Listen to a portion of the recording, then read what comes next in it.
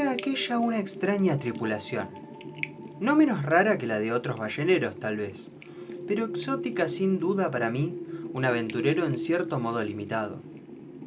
No solo que Keke era un ingrediente extraordinario, sino que también estaba en Texco un indio de pura raza, proveniente de una zona que había suministrado a Nantucket los más diestros arponeros, y luego se podía citar a Dago, un negro gigantesco que se adornaba con plumas de cuervo a la cabeza y recorría la cubierta como una torre ambulante. Curiosamente, este negro era el escudero del pequeño Flask, que a su lado parecía un peón de ajedrez. Cuando nos aproximábamos a los mares del sur, Ahab reunió a toda la tripulación y dijo que daría una moneda de oro al primero que avistase una ballena blanca. Después, clavó la moneda al palo mayor. Era extraño, pero el negro, el indio y Kekeg conocían a ese animal. Lo habían visto al menos una vez en su vida. Lo llamaban Moby Dick y lo describieron como una fortaleza albina con el cuerpo erizado de arpones retorcidos, un chorro de agua gigantesco saliendo por el orificio de su cabeza y la cola sacudiéndose como una vela de popa agitada por la borrasca.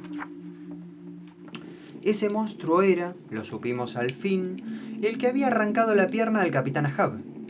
Starbuck lo reveló durante aquella asamblea de la tripulación en la que el capitán, al tiempo que ofrecía su recompensa, mostraba su único argumento de permanencia en el mundo de los vivos.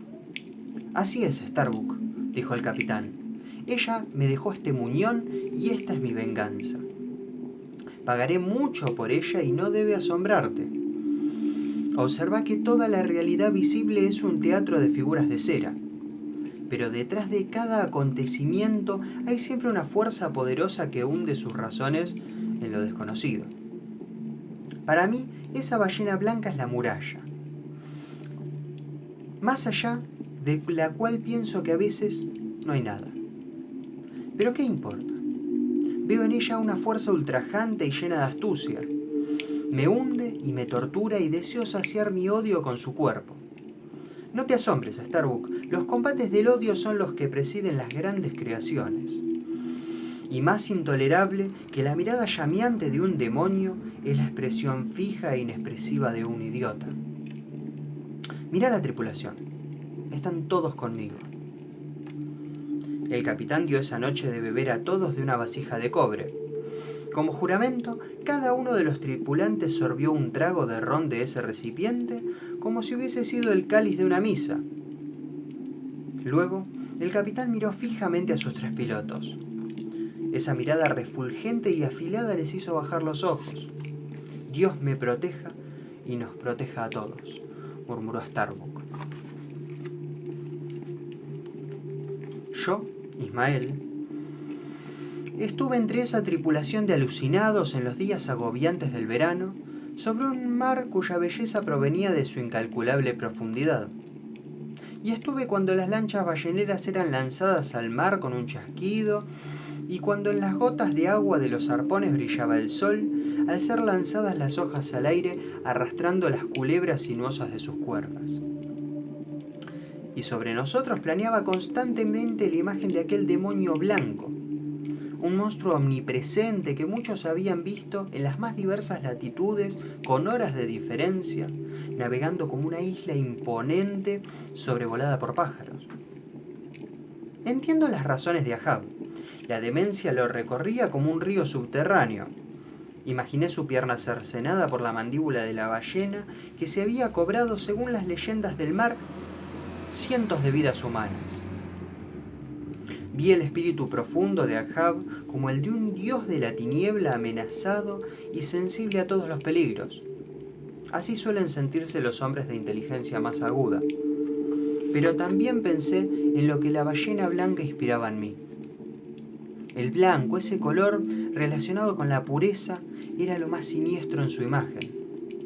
Como el fabuloso búfalo albino de las praderas, como las terribles nieves eternas, como el oso polar.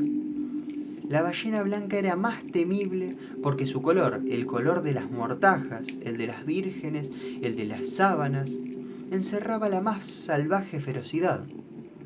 Moby Dick tenía una especie de conciencia del mal. Era de la especie de los cachalotes, los monstruos más grandes del océano, y sus movimientos destructivos parecían conducidos por una diabólica inteligencia.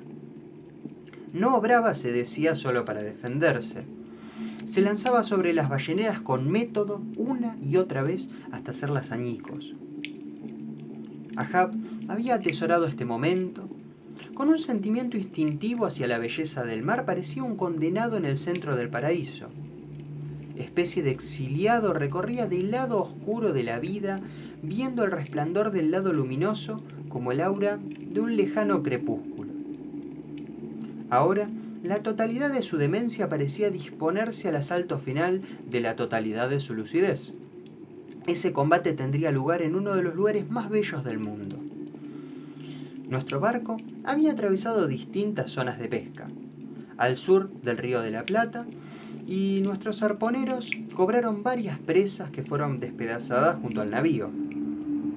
Los barriles de aceite de ballena se acumulaban en las bodegas. Y giramos finalmente por el extremo de la Patagonia para dirigirnos al mar de Japón. Kekek sufrió una fuerte fiebre por la que estuvo a punto de morir. Quiso entonces que le fabricaran un ataúd y el carpintero de a bordo complació su pedido.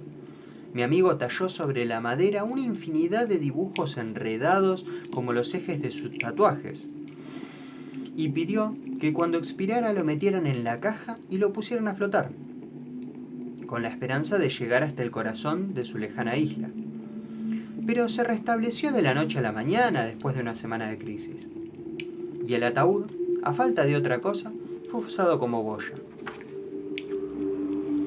Así que iba flotando todo el tiempo junto al barco. Una noche el vigía avistó un chorro de una ballena resplandeciendo bajo la luna. Era un surtidor gigantesco y no menos fantástico que todo el paisaje nocturno. Nos precipitamos a la cubierta y vimos a Ahab rodeado de 5 figuras que al principio nos parecieron como espectros. La principal de ellas vestía ropas chinas y lucía una especie de turbante formado por varias vueltas de su propio cabello blanco. Las balleneras fueron botadas y el capitán tripuló primera junto con sus chinos, o lo que fueran. Las olas rompían contra las chalupas mientras avanzábamos en medio de una sorpresiva bruma. De pronto, la joroba del cachalote se alzó delante de nosotros. Kekek hizo silbar su arpón en ese momento, algo rodó y retumbó y se hundió debajo de nosotros. La ballenera fue lanzada al aire y nuestros cuerpos arrojados al mar. El arpón de Kekek posiblemente había fallado. Nos recogieron los de los otros botes y subimos al Pecot chorreando agua. La presencia de los chinos no sorprendió a nadie. En un barco ballenero, el propio Satanás podría subir a bordo, bajar a la cabina y departir con el capitán sin que se produjese la menor conmoción. Fedala se llamaba el jefe de aquella tripulación fantasma que Ahab había logrado mantener oculta en la bodega. Era un tipo indefinido, pero seguramente asiático, que tenía sobre el capitán un raro poder. Más tarde sabría por qué. Él había predicho su muerte. Auguró que Ahab vería 2 carrozas funerarias sobre el mar y que la soga sería su fin. El capitán pensaba que no era el patíbulo de su destino, pero estaba seguro de que moriría en la captura de Moby Dick. Solo esperaba llevarse a la ballena con él. He visto los mares más calmos y más borrascosos desde el mundo, desde el Pecod. Vi los fuegos fatuos que hacían brillar las puntas de sus mástiles como cirios en un altar. Vi ballenas despidiendo chorros de sangre por el edificio de sus cabezas y las vi morir volviendo melancólicamente sus caras hacia el sol, porque así mueren las ballenas. Pero faltaban a mis retinas las esencias infernales que recordaré para siempre. Navegábamos sobre el meridiano en que Ahab había tenido su primer encuentro con la ballena blanca. El capitán la olía en el aire. Harto de preguntar al vigía de turno si veía algo, se hizo subir al mástil mediante una cesta transportada con sogas y roldanas. Fue él quien la divisó. «Allá sopla.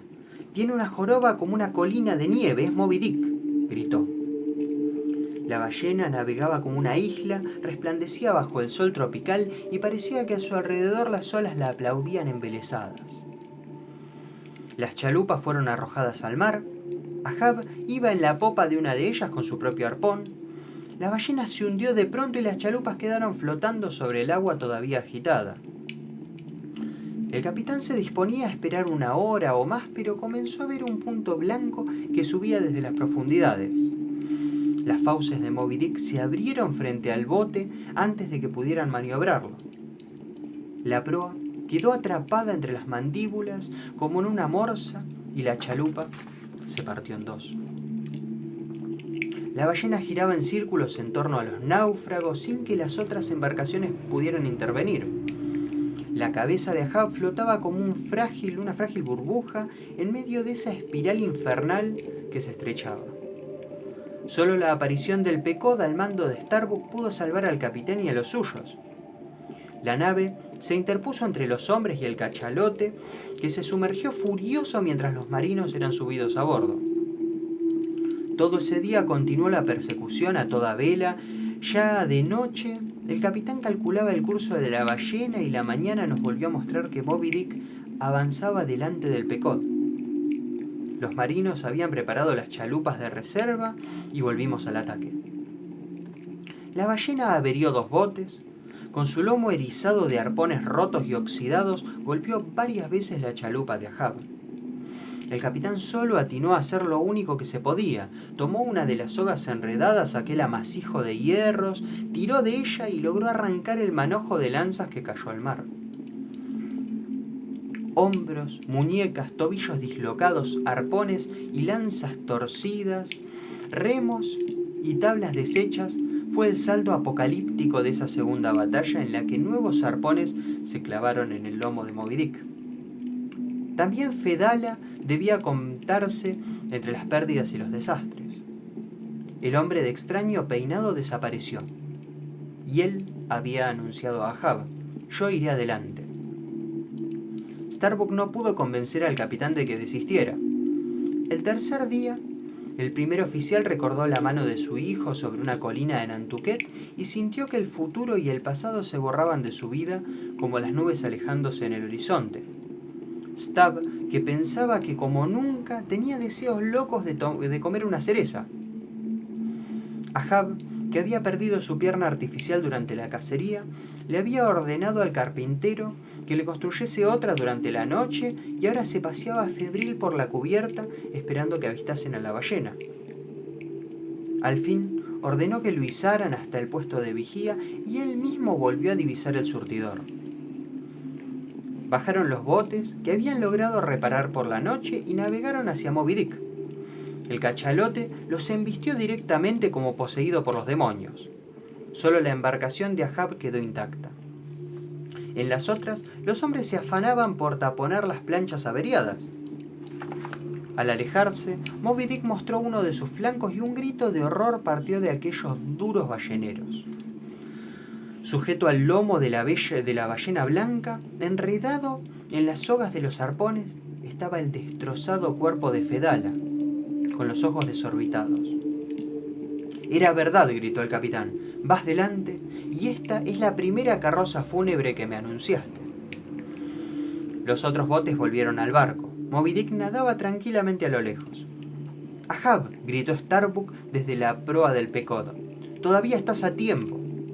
Moby Dick no te busca, sos vos el que comete la locura de ir hacia ella». Pero Ahab ordenó remar. Los tiburones seguían ahora al bote y mordían los remos. Ahab enarboló un arpón, lo arrojó y el acero se hundió en el lomo de la ballena hasta el mango. Moby Dick golpeó el bote y un marino cayó al agua. Ahab tiró de la soga del arpón, pero el cordel se partió en el aire. «¿Qué es lo que ha estallado en mí?», dijo el capitán. «¿Qué nervio se ha roto?». La ballena se volvió hacia el bote, entonces vio al Pequod que se acercaba y arremetió directamente contra la fuente de todas sus persecuciones. La proa del barco se partió ante la embestida y el agua entró a raudales en las bodegas. La ballena golpeó una y otra vez y el barco comenzó a hundirse. La segunda carroza, gritó Ahab desde su bote. El barco se va y es la segunda carroza funeraria. Moby Dick reapareció a pocos metros de la chalupa del capitán. Ahab le arrojó un segundo arpón que se clavó en su lomo. La ballena se sintió herida y comenzó a nadar a toda velocidad. La soga del arpón se enredó. Ahab se agachó para desenredarla y lo consiguió, pero la espiral de la cuerda lo atrapó por el cuello. Y tan sigilosamente como los turcos estrangulan a sus víctimas, lo arrancó del bote antes de que los otros marinos se dieran cuenta. El Pequod se hundía. En el inmenso torbellino que provocó al desaparecer fue absorbido el bote y todo lo que aún flotaba a su alrededor. Lo último que se vio en la superficie fue la cabeza del indio Tash Tego y su brazo enarbolando la bandera del buque. Yo era el hombre que había caído del bote de Ahab en el primer golpe de Moby Dick. Fui el único superviviente. Me salvé aferrado al ataúd de Quequeg hasta que me rescató otra nave. Ballena y ataúd estaban presentes desde el comienzo de esta historia, y el destino me había elegido para contarla.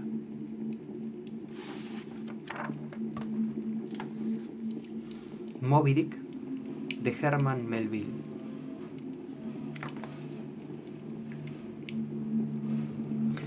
Si te gustó el relato, no te olvides de dejarme un me gusta, poner un comentario y compartir. Para apoyar al canal y estar al corriente de los próximos cuentos, suscríbete y activa la campanita de notificaciones. Hasta el próximo cuento.